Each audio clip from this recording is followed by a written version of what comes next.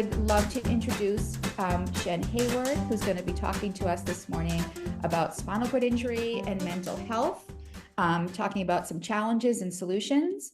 I had put a little blurb about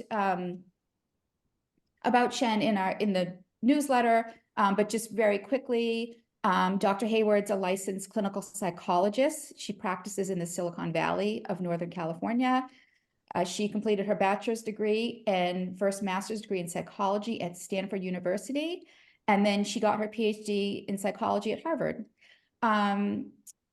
Let's see, so when she was there, her National Science Foundation funded research investigated the science of happiness and post-traumatic growth with a focus on people with disabilities. Shen is a spinal cord injured wheelchair user herself.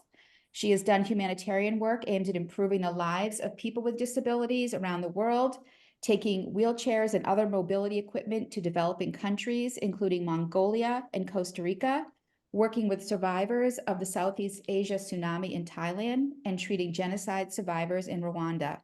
Her research has been featured in numerous academic journals, book chapters, and news sources such as the Wall Street Journal, and she currently serves as the chair of the American Psychological Association's Committee on Disability Issues in Psychology. So thank you, a very warm welcome to Shen, and we will get started. Thank you, Heidi.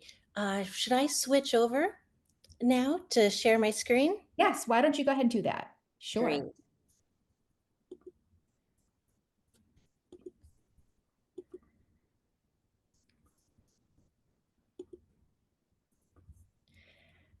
Okay, can you see the first slide now? Yes. Heidi, yes? Yes, you were good, yes. Okay, great. All right, welcome everybody. It's a real honor to be here. As Heidi was saying, I myself acquired a spinal cord injury, and in 3 days, it will be my 30-year anniversary. So I was 16 when I was injured in a car accident, and I was paralyzed from the chest down at T4, motor complete, sensory incomplete, and it's been quite a journey.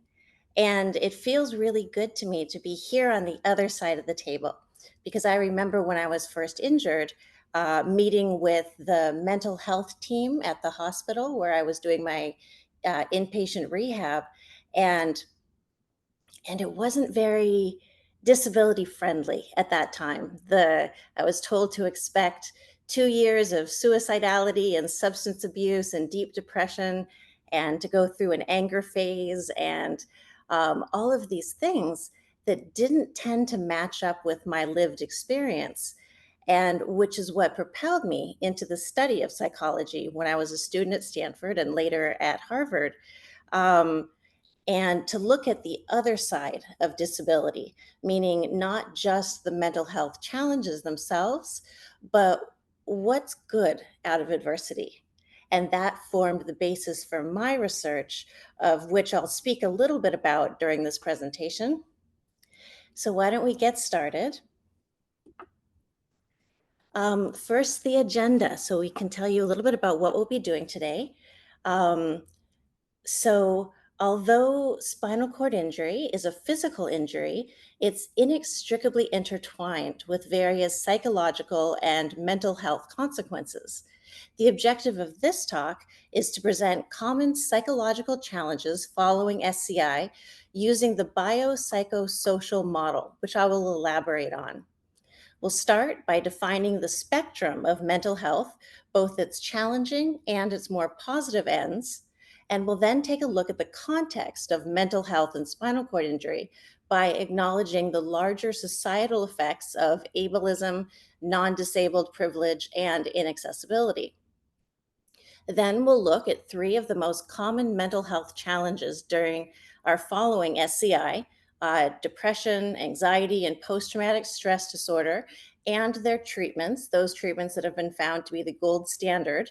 And finally, we'll examine the positive and more often common end of the spectrum: resilience and post-traumatic growth. And if we have time, I'll present a few skills that can help improve our mental health right now. So, to start, how do we define mental health? Turns out it's a simple question with a complex answer. First, mental health is not simply the absence of ill health or disorder. On this slide, I conceptualize mental health as existing on a continuum from, say, -5 or -6, or which represents extreme clinical psychopathology, crossing over 0, which is an absence of both illness and wellness, to +5 or thriving. And importantly, mental health is not static. We can all fluctuate along this continuum at different stages of our lives when different things happen to us, or on different days, or even at different moments. And this talk will take us along the entire spectrum, from clinical disorders that can impact people with SCI to resilience or bouncing back from adversity to one's pre injury state, to post traumatic growth, which would be found at the higher end of this diagram. So, depicted here is the biopsychosocial model adapted by Maggie Budd and colleagues to the experience of living with a spinal cord injury. What it demonstrates is that consequences of a spinal cord injury entail much more than damage to the spinal cord. SCI is a physical or biological injury that is tightly combined with various psychological, such as mood and personality, and societal, such as financial and relational consequences. Whereas a static view of living with a disability neglects the reality of dynamic and continual psychosocial challenges over time, this model helps us appreciate a person's full experience of disability by considering the dynamic interactions of factors that are common for people after SCI. So, SCI is a condition requiring lifelong daily adaptations for both the person with the SCI and those caring for and about them. And before we turn to the actual mental health challenges themselves, I thought it was important to address the why behind them. So many people, often people who are not disabled, assume that an injury like a spinal cord injury would be the challenge in and of itself. That would be the bad thing that happened. However, when it comes to the mental health of people with disabilities, research has repeatedly shown that it is not the direct effect of physical or biological challenges that most diminish quality of life. Specific to SCI, neither level of injury nor severity of functional impairments are associated with the amount of distress experienced, which suggests that other factors contribute more to psychological distress than the more obvious physical ramifications from the SCI. So, research instead shows that it's the effects of living in a society that is designed for and supportive of non disabled people alone, from inaccessible buildings and modes of transportation to pervasive employment discrimination, often that way, despite the protections of the Americans with Disabilities Act, or ADA, of 1990. Modern societies have been built in ways that often systematically oppress, discriminate against, and stigmatize those who are disabled. And to make this more explicit, here's a quick primer on terms before we turn to the mental health challenges. So, ableism, most of us know all of this, but as a refresher, ableism refers to disability based discrimination based on the assumption that the non disabled body is better than other bodily forms and to the social ramifications of that assumption. So, ableism can be overt, such as not providing access to someone with a disability, or it can show up in more subtle ways, such as through microaggressions, which are indirect or unintentional, rather, discrimination against members of a marginalized group. Importantly, research on this general negativity bias towards people with disabilities had been documented or has been documented in many people with disabilities themselves, referred to as internalized ableism or self stigma. And according to studies, self stigma appears to change over the course of injury. It's most prevalent during the first 2 to 3 years of SCI, although it can persist over the lifetime. And when it comes to mental health, ableism has unfortunately been an unquestioned part of psychology across its history. If the idea that being normal is best is taken as common sense, then evidence to the contrary will be judged as suspect, including all the evidence that people with disabilities are often as happy as people without disabilities, which we'll see later in this presentation. But it's the very stigma that often causes the poor mental health. Research has shown that feeling any form of stigma can affect psychological outcomes such as social disconnection, a sense of injustice, greater depressive symptoms, reduced self efficacy, and decreased quality of life. So, living with an SCI is complicated. And now let's turn to some of the potential psychological consequences of living in this context. We'll start at the low end of the mental health spectrum, -5 to 0, and we'll take a more detailed look at three of the most common psychological challenges faced by people with spinal cord injuries: depression, anxiety, and post traumatic stress disorder, or PTSD.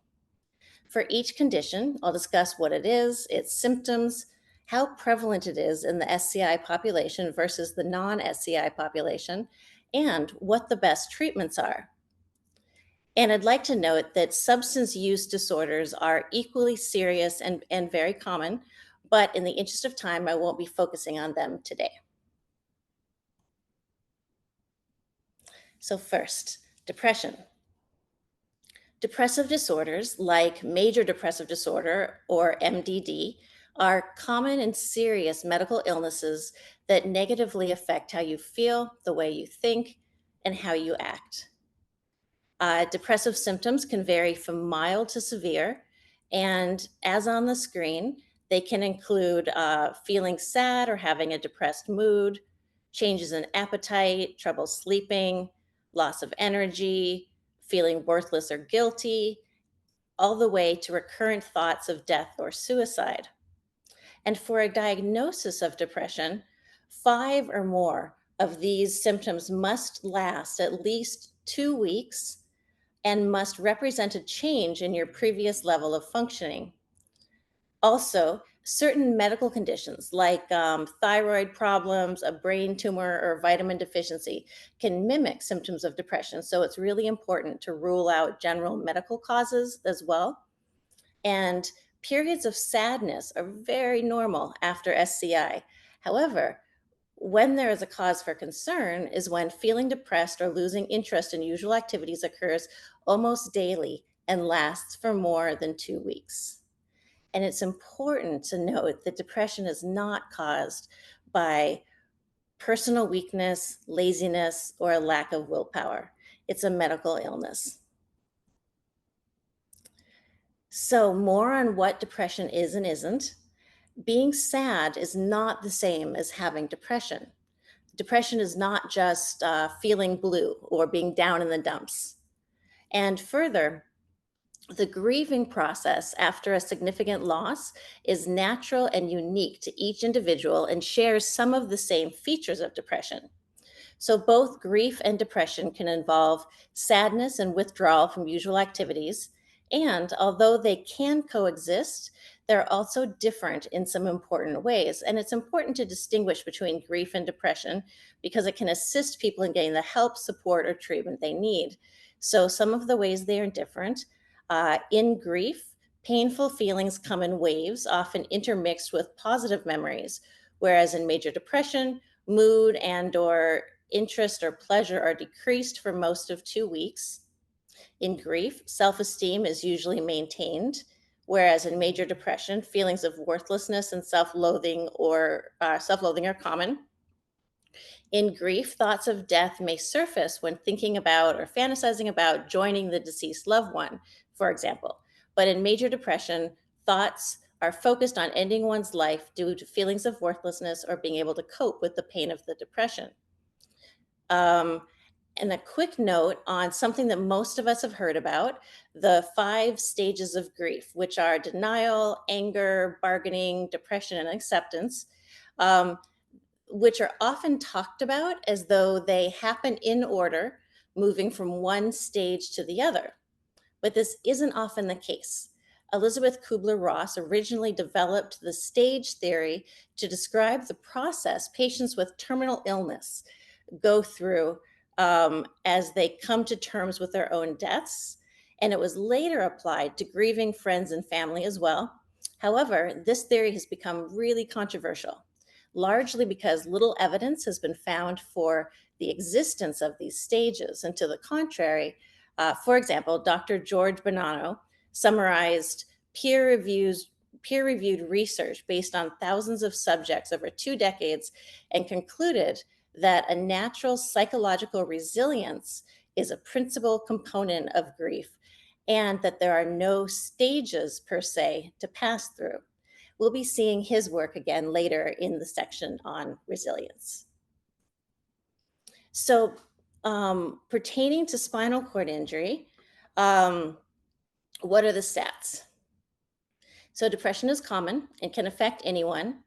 About 1 in 20 Americans, that is all Americans, non disabled and disabled, or over 11 million people, get depressed every year.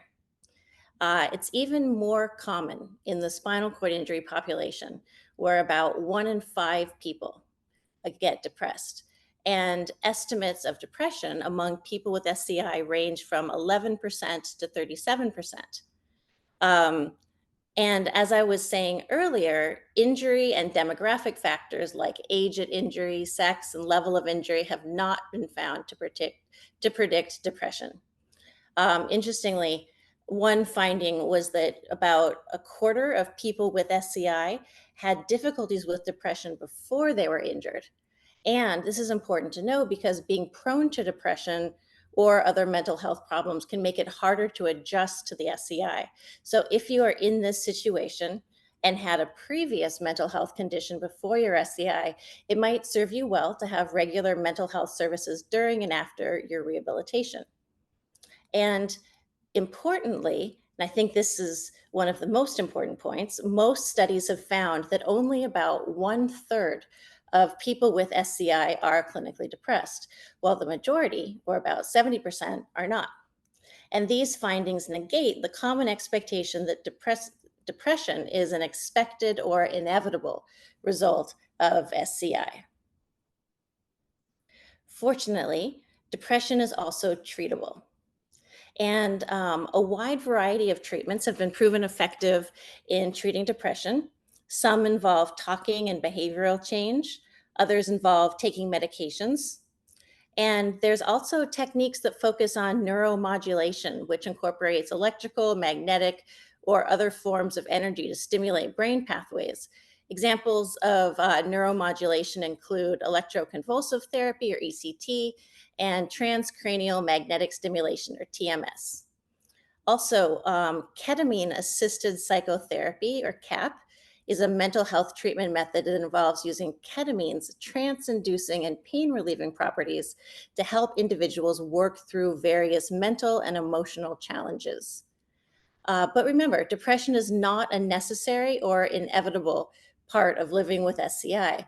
In fact, most people with SCI are not depressed. But if you are struggling with depression or feeling low for more than 2 weeks, talk to your doctor because depression is treatable and beatable. So let's turn to anxiety, which is a normal reaction to stress. And mild levels of anxiety can be beneficial in some situations because they can alert us to dangers and help us prepare and pay attention. Anxiety disorders, however, differ from normal feelings of nervousness or anxiousness and involve excessive fear or anxiety.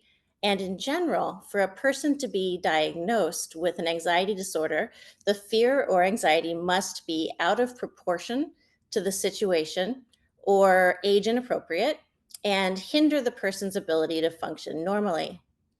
So, for generalized anxiety disorder specifically, on more days than not for at least 6 months, The person must have excessive anxiety and worry about a number of events or activities. It must be difficult to control the worry. It must cause significant distress or impairment. And they must have three or more of the symptoms that are listed on the slide that include restlessness, irritability, and sleep disturbance. And according to GAD, there are several other types of anxiety disorders that are common. There are panic disorder with or without agoraphobia, specific phobias like fear of heights, agoraphobia, social anxiety disorder, separation anxiety disorder, and selective mutism. And anxiety disorders run in families, suggesting that a combination of genes and environmental stressors can produce the disorders. Of all the disorders, anxiety disorders are the most common. They affect over 30% of adults at some point, of adults, non disabled and disabled together, at some point in their lives.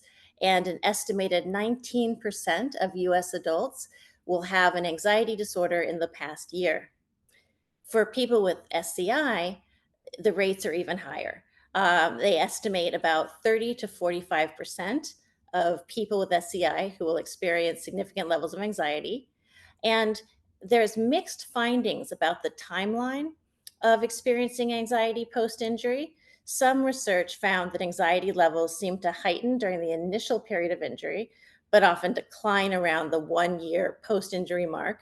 And however, another longitudinal study of the emotional impact and coping after SCI, they found very little change in anxiety and depression over the course of 10 years, possibly because coping was also found to be stable.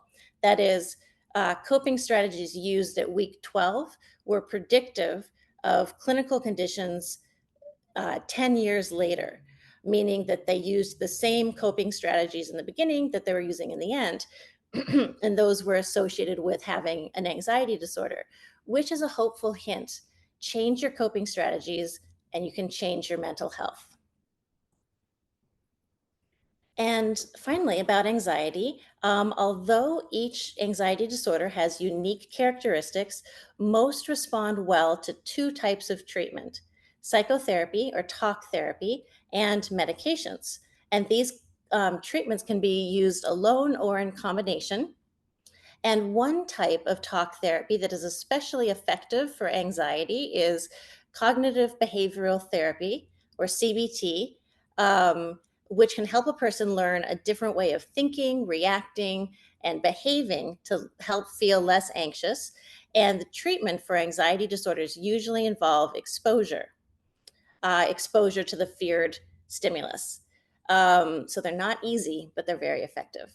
And medications, on the other hand, will not cure anxiety disorders, but they can provide significant relief from symptoms. And the most commonly used medications are anti anxiety medications, which are generally prescribed only for a short period of time, and antidepressants. Beta blockers, which are used for heart conditions, are also sometimes used to control the physical symptoms of anxiety. So now let's turn to post traumatic stress disorder, or PTSD. So, a diagnosis of PTSD requires exposure to an upsetting traumatic event. People with PTSD have intense, disturbing thoughts and feelings related to their experience that last long after the traumatic event has ended. Symptoms of PTSD fall into four categories. And for a diagnosis, persons must have a certain number of symptoms from each category. So the first category is intrusion, which can include intrusive thoughts, such as repeated involuntary memories, distressing dreams, or flashbacks of the traumatic event. Second category is avoidance, such as avoiding reminders of the traumatic event. And this may include avoiding people, places, activities, objects, situations that may trigger distressing memories. So people may try to avoid remembering or thinking about the event, or they may resist talking about what happened or how they feel about it. The next category is alterations in thoughts and mood. And this includes negative thoughts and feelings, leading to distorted beliefs about oneself or others, thoughts like, I am bad or no one can be trusted, and distorted thoughts about the cause or consequences of the event, leading to wrongly blaming oneself or another. In addition, ongoing fear, horror, anger, guilt, or shame, less interest in activities one previously enjoyed, which sounds a little bit like depression. So, a differential diagnosis is important. Also, feeling detached or estranged from others, or being able to or unable to experience positive emotions like happiness or satisfaction. And finally, the fourth and last category is alterations in arousal and reactivity, which these symptoms may include being irritable and having angry outbursts, or behaving recklessly in a self-destructive way. Also, being overly watchful of one's surroundings in a suspecting way, also called hypervigilance, being easily startled, or having problems concentrating or sleeping. And PTSD affects approximately 3.5% of US adults. That's all adults. And an estimated 1 in 11 people will be diagnosed with PTSD in their lifetime. However, research suggests that the prevalence of PTSD post spinal cord injury ranges from 10% to 40%. And without treatment, the lifetime prevalence of PTSD for those with SCI remains high. Up to 29% continue to report symptoms 30 years after injury. That's if you don't get treatment. Um, and a vulnerability to PTSD after SCI depends upon a combination of individual and contextual factors from before, during, and after the SCI. And a systematic review by Pollack et al. Identified factors present before the SCI or at the time of SCI that make one vulnerable to PTSD. Those included psychiatric history, family instability, and perceived negative social supports, meaning not having enough social support. Uh, Factors leading to vulnerability to PTSD after SCI included depressed mood, negative appraisals, distress, anxiety, and pain severity. Also, psychosocial components like lower education and income were also associated with having PTSD following SCI. Um, So, the treatments for our last mental health challenge, many people with PTSD find it very helpful to share their experiences and feelings with others who have similar experiences, such as in a peer support group. And I've heard wonderful things about your peer support community out here in Boston. Um, and it's great because it's an evidence based treatment for PTSD. And there's also a number of other evidence based psychotherapies that are highly effective in treating PTSD. Cognitive processing therapy is a type of CBT designed specifically to treat PTSD and comorbid symptoms. It focuses on changing painful emotions such as shame, guilt, etc., and painful beliefs such as I have failed or the world is dangerous due to the trauma.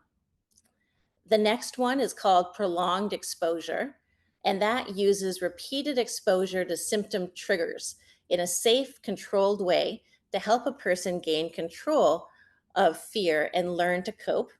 And in one variation, something that's been worked on in more recent years, virtual reality programs have been used to help war veterans with PTSD re experience the battlefield in a controlled therapeutic way and thus overcome their PTSD.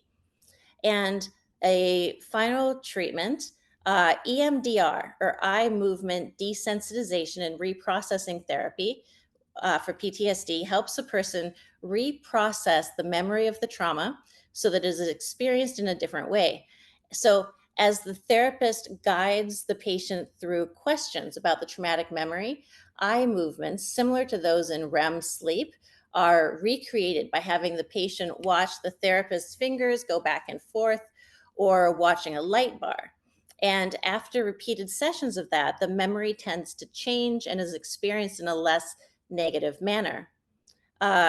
Medication can also help control the symptoms of PTSD. Again, it can't cure PTSD, but it can help people experience or participate more effectively in psychotherapy once their symptoms are controlled. And other medications might be used to lower anxiety and physical agitation, or to treat the nightmares and sleep problems that people may have with PTSD. And finally, other treatments like complementary and alternative therapies are increasingly being used to help people with PTSD. These approaches provide treatment outside of the conventional mental health clinic and might require less talking and disclosure than psychotherapy does.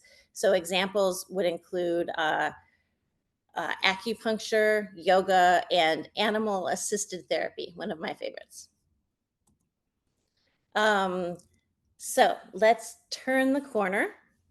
And the field of psychology, as I was saying, has traditionally focused on the deleterious effects of adversity to the exclusion of the positive effects. This was the question that originally got me interested in looking at spinal cord injury and the psychology of it. So, the focus on negative effects, was pretty good reason for that. For most people, in most cases, negative events tended to produce negative consequences. However, a literature on the positive results of traumatic events has grown over the past decade. And a shift in psychological science has moved us from a sole focus on PTSD following challenging life experiences to resilience or bouncing back from adversity. And another way to define resilience is offered by Dr. George Bonanno, who I mentioned earlier, and is a leading psychological scientist in the study of resilience. He defines it as a stable trajectory of healthy functioning after a highly adverse event. And in 2012, Bonanno and his colleagues looked at a sample of about 230 people with SCIs over a period of 2 years. So followed them from about 3 months post injury all the way to 2 years post injury, and measured their depression scores and their anxiety and their resilience scores. Um, Pertaining to depression, which is shown here on the slide, and the depression findings were pretty similar to those for anxiety, people fell into four groups. So rather than saying that all people go through a certain set of stages following a trauma, he's saying that people divide into these four different groups in terms of how they respond to the trauma. About 13% showed a pattern of high depression symptoms followed by improvement. And this is what we generally think of as recovery. About 11% showed a chronic high depression pattern that didn't decrease. And about 10% showed a delayed pattern of symptom elevation, meaning they were doing fine at first, but then depression set in about 1 year post injury. And most interesting, I think, is that the largest group by far, or about 66%, this is the bottom bar on the graph, showed a resilient pattern of stable low symptoms. They never had elevations in anxiety or depression. And Bonanno also looked at coping styles. The question was, what made the resilient spinal cord injured people different? And analysis of predictors show that the resilient people viewed their injuries as challenges rather than threats.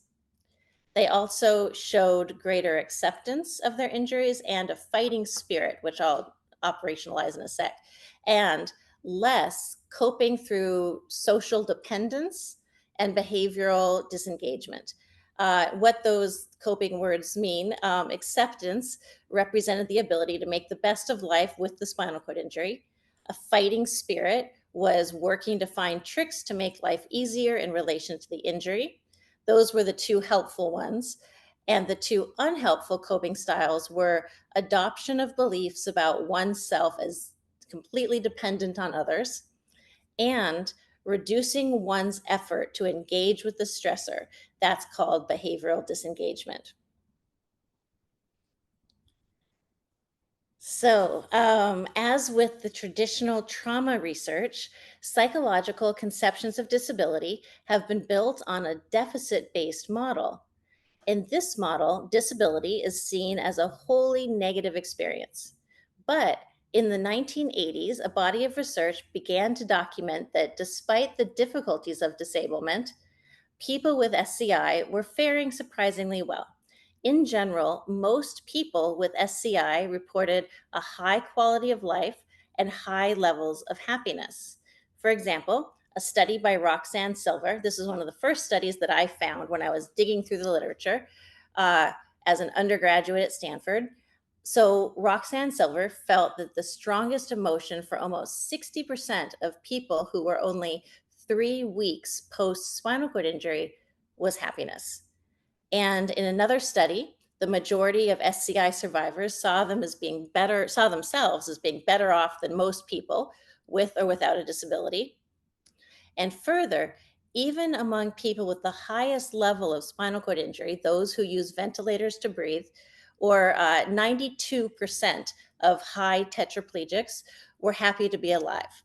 Contrary, and this is really interesting. So 92% of the high tetraplegics who used ventilators to breathe were happy to be alive, but they also interviewed the first line medical responders who were necessary for their survival. And those first line medical responders predicted that they would not be happy to be alive. And because of that, they did not want to resuscitate the spinal cord injured people. And finally, in what has been called the most famous study of happiness, something that we've probably all heard about, when it came to the experience of daily pleasures, people with SCI were as happy as non disabled controls and as lottery winners. And however, they weren't as happy. They were significantly less happy than than lottery winners or controls when it came to their present day happiness and also their predictions of the past and the future. So, this one measure, they looked really good, but on all the other measures, they looked really bad. So, when I was in my early 30s, I replicated the study. I redid it. I found tons of people who'd won over $1 million in the lottery and a ton of spinal cord injured people, maybe some of you, and interviewed them all. And what I did was I extended the period post injury to an average of about 20 years. And at that point, they too, the spinal cord injured participants, were no less happy than the lottery winners. And if we have time, I'll tell you a little more about that research. So, another shift in psychological science has moved us from a focus on PTSD following challenging life experiences, past resilience, to PTG, or post traumatic growth. As defined by psychological science and seen on the slide, PTG is positive changes resulting from the psychological struggle with trauma and adversity. And it was coined by Tedeschi and Calhoun back in the 80s. And the mechanism behind this, so it's thought that major life crises or traumas like acquiring a spinal cord injury present threats to a person's most fundamental assumptions about the self and the world. Those core assumptions that they're talking about are first, that the world is benevolent. Second, the world is meaningful. Everything happens for a reason. And third, that the self is worthy.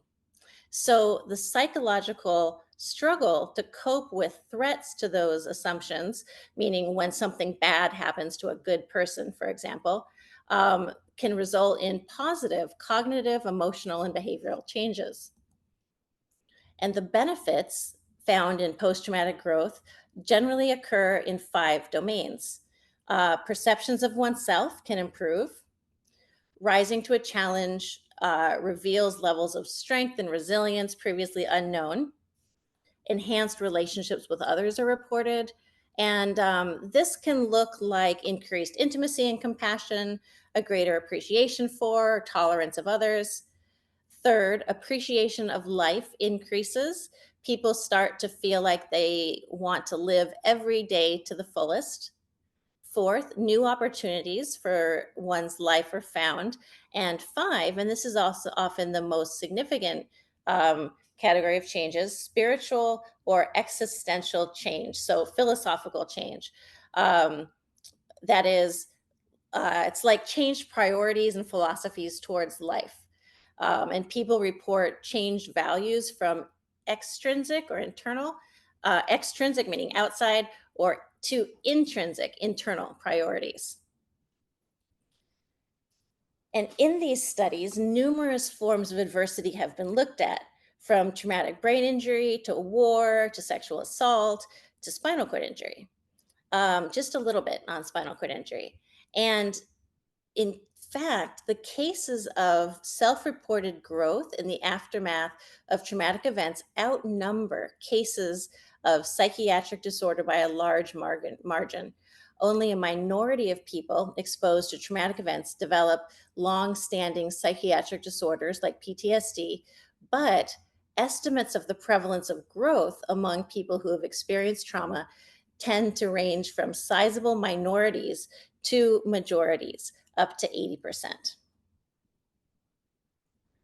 And some findings from the research pertaining specifically to SCI. Three of the studies that I took a look at for this talk. In one, a majority of the sample reported positive changes after their injury. And the greatest change that they reported was that they discovered that they were stronger than they thought they were. In the next study I looked at, the spinal cord injury participants were most likely to experience strengthened family relationships and begin engaging in meaningful activities. And they also reported that they had learned how to appreciate the little things in their lives and to search for possibilities for the future. And finally, in an interesting study of PTG, caregivers of people with SCI also experience post traumatic growth, including changes in self awareness, in enhanced family cohesiveness, and in feeling appreciated. And so, in closing this part of my presentation, before we get to the skills, I wanted to add anecdotal credence to the potential positive effects of adversity. So, I want to leave you with an anecdote from one of my own studies with SCI participants, which was on post traumatic growth and the positivity effect. So, for that study, during the data collection phase, I gave participants a series of memory tasks for images of positive, negative, and neutral pictures. And then after the memory tasks, where they saw the pictures, participants were asked to rate how positive or negative they thought each image was. So this glass was an example of an image that is typically rated neutral. However, one of the participants, a man with a C4 injury, rated it as highly positive as possible on the scale. So after the study, out of curiosity, I asked him why. I mean, the glass isn't half full, it's not half empty, it's just empty. So why so positive? And he said, exemplifying a key result of post traumatic growth in SCI, gratitude for the little things. Yes, but at least they have a glass. Okay, so I think we have time for some quick skills. Heidi, do you think we have time? I have 3 quick skills.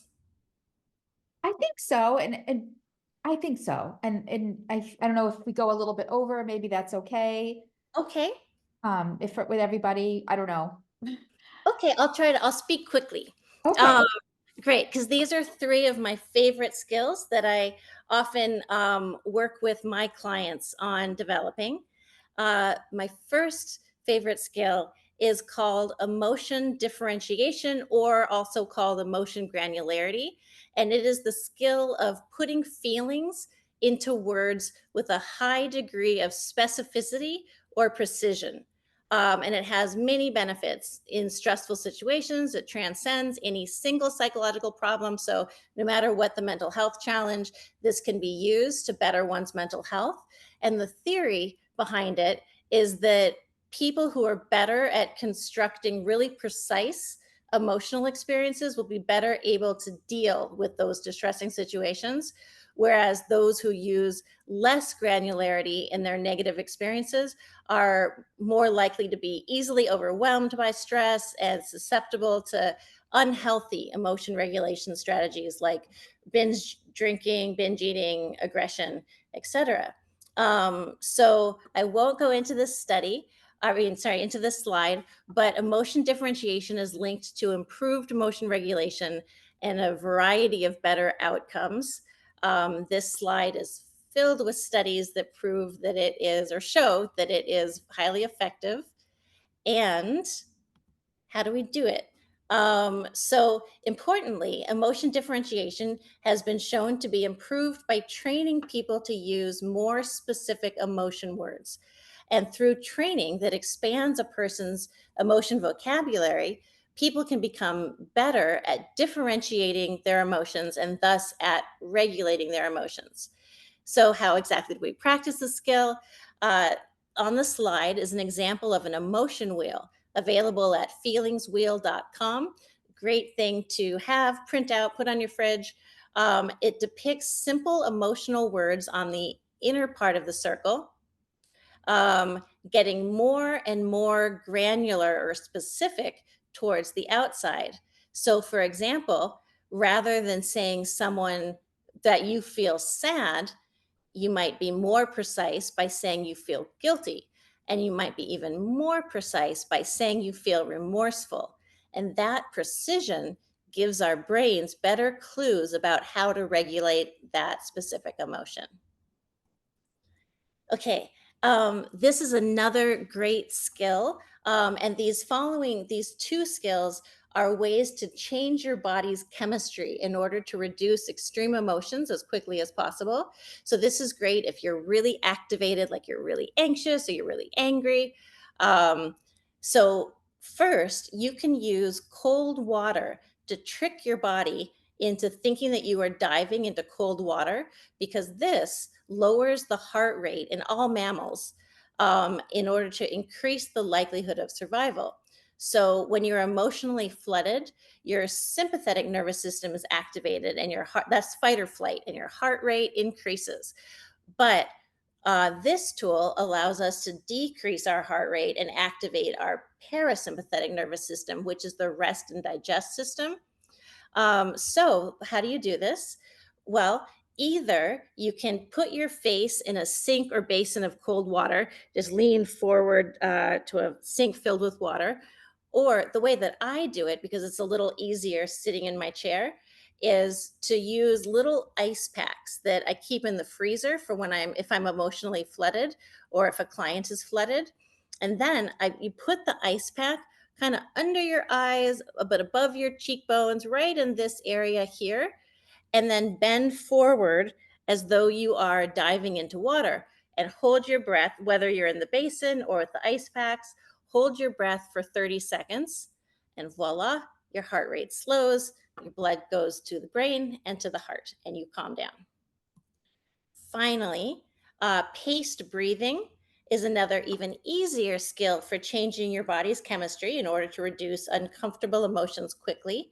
And this has 3 steps. First, uh, for those of us who are able to, we're going to breathe from our belly or our diaphragm. Because when we're under stress, we tend to breathe from our chest, which is not relaxing. So we move our breathing down into our belly area. And if you're able to, or you can have your caregiver put your hands in these places, you put one hand on your chest and one hand on your belly. And then you breathe so that the upper hand remains still while the lower hand moves in and out. This ensures that you are breathing from the diaphragm. Second part, slow down the pace of breath. On average, we want to slow it down to only about 5 to 6 breaths per minute, or one breath every 10 to 12 seconds. And finally, and this is the key, this is where the magic happens. You make your out breath longer than your in breath. For example, if you're taking a 12 seconds for a full breath, you might want your out breath to be 7 seconds and your in breath to be 5 seconds. And doing so tells your brain to activate the parasympathetic nervous system and calm down. Thank you. That was a very quick journey through skills. Here are some readings that I highly recommend, including Bonanno, who we talked about. And I believe this video will be available on the web soon. So you can go back to the slide if you want. And I would love to take any questions. And here's my contact information.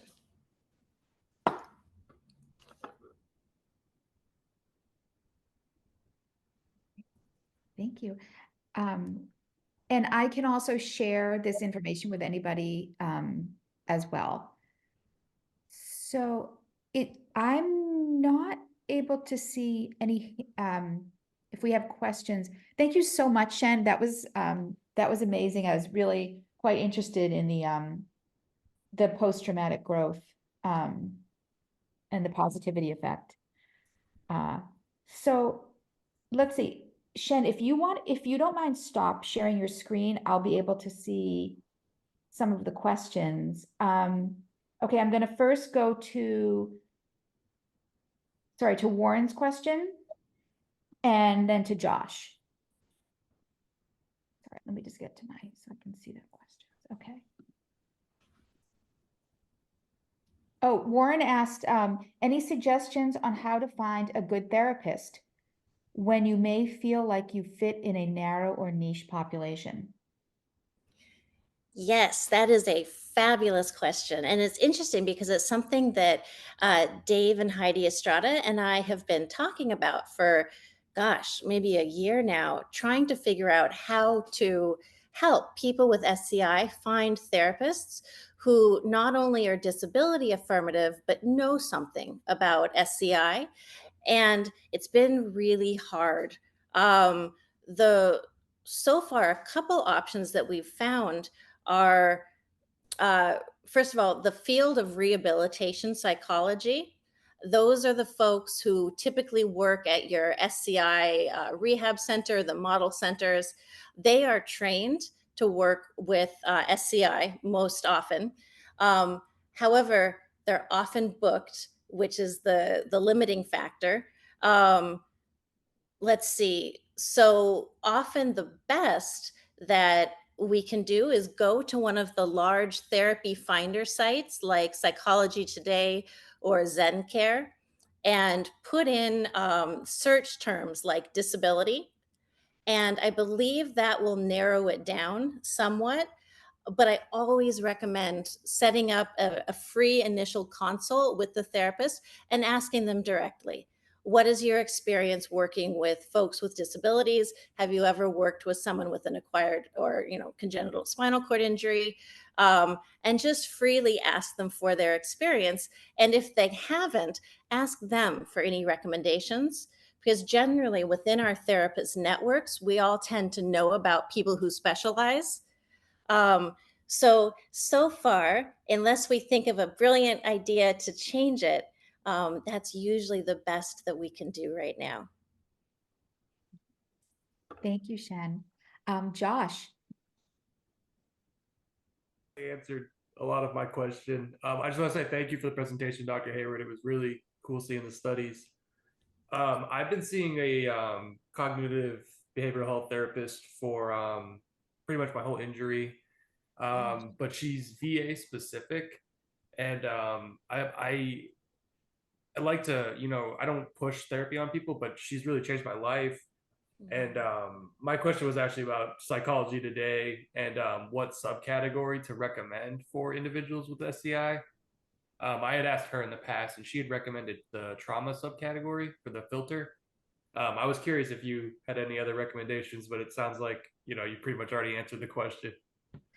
Yeah, that's such a good question. And I just the other day I was looking at the Psychology Today Therapist Finder, right? Because it has all of those different categories that you can specify and try to narrow it down to somebody that has some inkling of knowing what you're talking about. And it is hard because there isn't one for spinal cord injury. I can't remember if there's one for disability. That's what I was thinking, but if there's anything in the genre of uh, disability or rehabilitation or even other types of disabilities, chances are that the therapist will have had training in disability affirmative therapy, which is the psychobabble name for therapy that is more, positive, more welcoming of the possibility for positive changes following disability.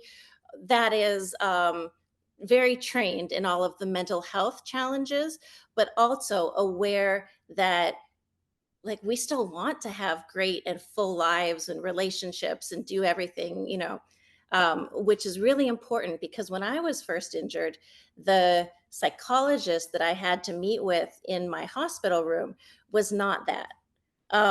And he was non-disabled, and he was very bought into the myth that spinal cord injury equals the end of your existence.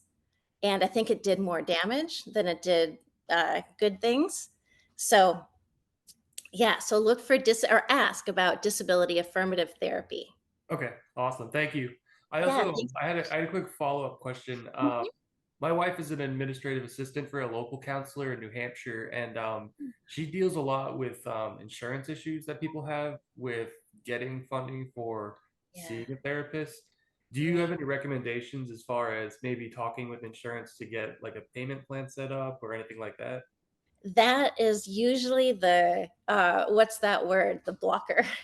The hardest part about getting good therapy is insurance. And what I've found, at least over here in California, and for my friends that practice in the Boston area, this is the same. Most psychologists, so that's a doctorate level designation, meaning we've had like two or three times the amount of training, usually have gone through all of the trauma specific therapies, et cetera, et cetera.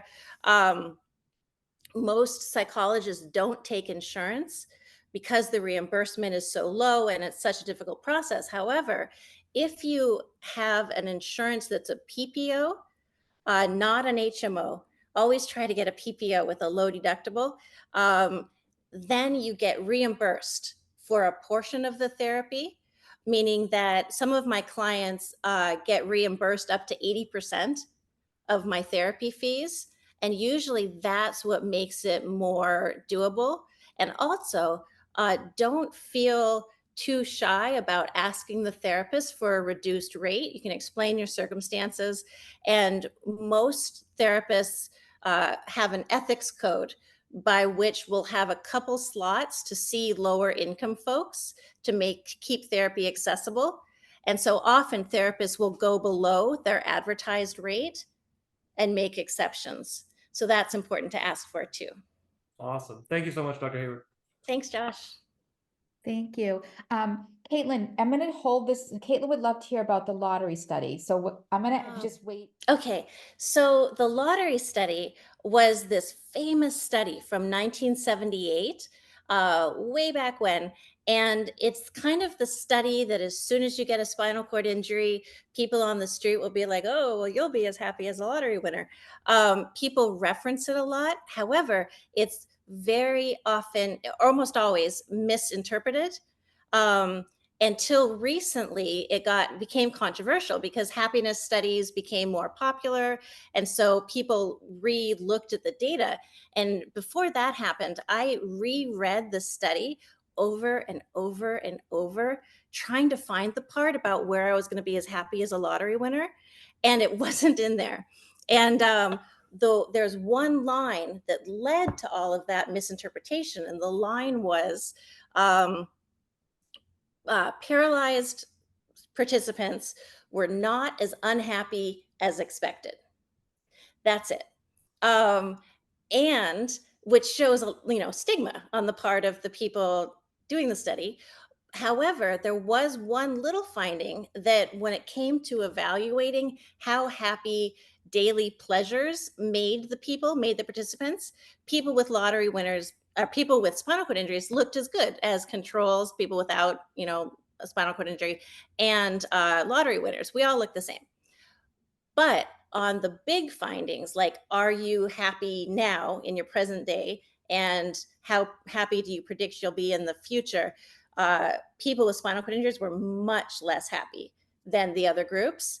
However, it somehow got distorted over the years since 1978 and became a very famous study. So back in 2012, 2010, when I was a graduate student at Harvard, I decided to replicate the study, to do it over and try to make it better and see if I could find a way to prove that people with spinal cord injuries actually could be as happy as lottery winners. And I did. So what I did was I found all these, it's a whole other story I'll tell you guys in some other talk.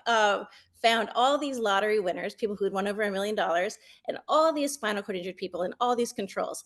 And I gave them every happiness measure under the sun. But my difference, the way that my study was different, was I elongated the period of time post-event. So post winning the lottery and post spinal cord injury, I extended it to about 20 years because the original study had looked at people 1 year out, right? And think about it, 1 year post spinal cord injury, we're not, necessarily doing so hot. And people with lottery who won the lottery are still elated and they haven't spent it all yet. So I looked at people 20 years post, and by then, due to the process of habituation, you kind of get used to your circumstances, you find ways to cope. Everybody looked the same. So in time, people who were paralyzed looked just as happy as people who had won over $1 million in the lottery. The end. Fascinating. Thank you. Yes. Thanks. Yeah. Kat says, thank you, Dr. Hayward. Hi, everyone. I am current patient of Dr. Hayward and a big fan. Okay. In regards to your neutral photo study, what was the origin of the study? Where did you come up with the study? And B, did the results impact your opinion and or thoughts in life? Great question. And hi, Kat. So nice to see you. Thank you for the support. I have another person who it's very early for in the room. Great question. That was my original research that I did when I was an undergraduate at Stanford. So this was my first foray into research. And what I did was I took my professor's study where she looked at older adults over the aging process and found this thing called the positivity effect, where with age, people actually began remembering and paying attention to more positive stimuli than negative stimuli. Like they'd forget the negative stuff and they would remember the positive stuff. Yeah, yay. And it was one of the first studies that showed some positive effects of aging. And I was really inspired by that. And I wondered if the same thing could be possible post-trauma. Because for many of us who had our spinal cord injuries, they had a traumatic onset, we came close to death. It's a big, but for all of us, it's a really big life-changing event. So I did the same thing where I had this memory paradigm where we showed them all these different pictures. Some were really happy, like bunnies. Some were really negative, like cockroaches on pizza. And some were neutral, like that glass and or a chair. And I mean, office chair. And then they had to show which ones they remembered. And in the original study, the older adults remembered all the positive ones. And in my study, the spinal cord injured younger adults remembered all the positive ones. So it looked like there was an advantage in memory and emotion regulation in my young adults, and young adults being like 18 through 35, I think at the time. Um, they looked like the older people who were showing the positivity effect. So it was my first little bit of empirical evidence that there was something beneficial about having going through really hard stuff. And that drove me to pursue that line of research later at Harvard. But thank you. That's such a good question. Thank you. I'm glad you were able to put that in the chat.